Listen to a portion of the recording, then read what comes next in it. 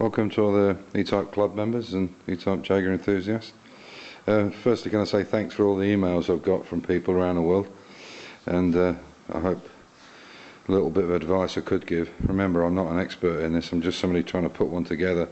So I'm learning as I'm going, and I'm learning from other people in the club. But I'll try and give you what information I have got. Okay, this is something I've just fixed up. This is the main fuel filter, and when I've been looking through the restoration books, I've noticed that this bracket here is normally across an angle. You know, it's kind of sitting that way, and I don't think it looks particularly tight. And the other problem is you can't get to this this catch on the bonnet there. Because it's sitting right across it. So this is how the 3.8 was originally fitted, was straight on. So what I've done in actual fact is I've just taken the edge, I don't know if you can see it there, hopefully you can, I've just taken that edge of the bracket off so that bonnet catch, hopefully you can see it there. I'll try and light this up when I put it on YouTube. You can see it just misses there. And I just think it looks a lot neater as well. Going down. I've just put in the vacuum tank, but the first thing I did was put in this fuel line, and as you can see there is actually a gap down the back there, so it's not actually touching, and it's not touching here either. What I will do though is I'll put a rubber clamp on it there, put a rubber to stop it vibrating onto the engine frame, and probably end up pushing it back. But you can see it sits pretty nice. You know, it has to be like this, unfortunately, because it's so tight on this part here that it will rub on it. So what I'll do is I'll actually build some brackets for this now. It's pretty steady, but I want to put some brackets on it, make sure there's no chafing anywhere. But it seems to fit quite nicely. The vacuum tank, the fittings on that, when you first get these tanks, the one I had is not good. There's a lot of fluid inside it, and I don't know how bad it is internally, so I didn't want to take a chance. And I bought this one from SNG Barrett, but the brackets are kind of rolled up and they don't fit particularly well. So the method I found, or the best tip I can give, is when you look across the brackets, it's exactly 12 centimeters. Well, you measure it across the four nuts that hold it in up here and the two on the bottom, and if you measure across, it was about 12 centimeters. So I moved the brackets in straight because the bulkhead is straight, and then with the holes right in the center, 12 mil and 12 mil, 12 centimeters I should say, not millimeters, and it seemed to work pretty well. It all lined up because they are quite difficult to get in. Unfortunately, it's a spanner job the whole way. Anyway, just making this pipe, I just wanted to go over something quickly, maybe a couple of tips. Now I've got a few bits and pieces because I've got quite a few restorations I'm doing. This one I've showed you before, which is this Quicks UK. There it is there. I don't know if you can see it. I hope the light's a bit too much. Quicks UK, and it's actually for straightening pipe, which I showed once before. But you really need a piece of kit like this, which is actually for bending the pipe work. And you know, to get a piece of pipe with a 90 degree in it like that without flattening that pipe would be difficult. It's easier, the smaller the pipe obviously the easier it is, but the fuel line can be very easy to kink, and you really need, you know, a setup like this so you can actually I think I might even better do this with one hand. I'll try it.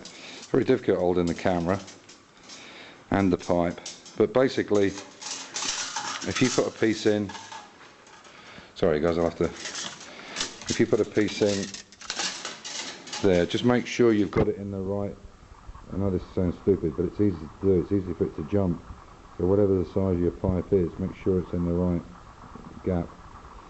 And obviously you want to get it straight first. I think this is just for example purposes. And then when you pull this on, and you see that will fit in there nicely, and as you pull on it, extend it, and it will slide along and make the perfect 90 or whatever you want. And if you want to come all the way around, you can even do that, and it will slide round. so then you end up with the perfect bow in it, and more importantly, no kinking, because the kinking is a real issue. If you kink this, you're going to weaken the pipe, and the chances are, not the chances are, but you know, over a period of time, it might cause a problem with either the brakes or you know, bursting, whatever. Anyway, so this is just something to be aware of. And the other thing, again, I know it sounds silly, but it's easily done, these things, is make sure you, when you've got your unions on, I'll show you here. I bought a kit again from Barrett, and this is a front brake pipe kit. Now I have my own flaring tool, but I thought, well, you know, these are all pre-cut. So, and what they've done is they've just numbered them all. So you've got all the different brake pipes. Some I've already made up, unfortunately, but whatever, they're spares anyway.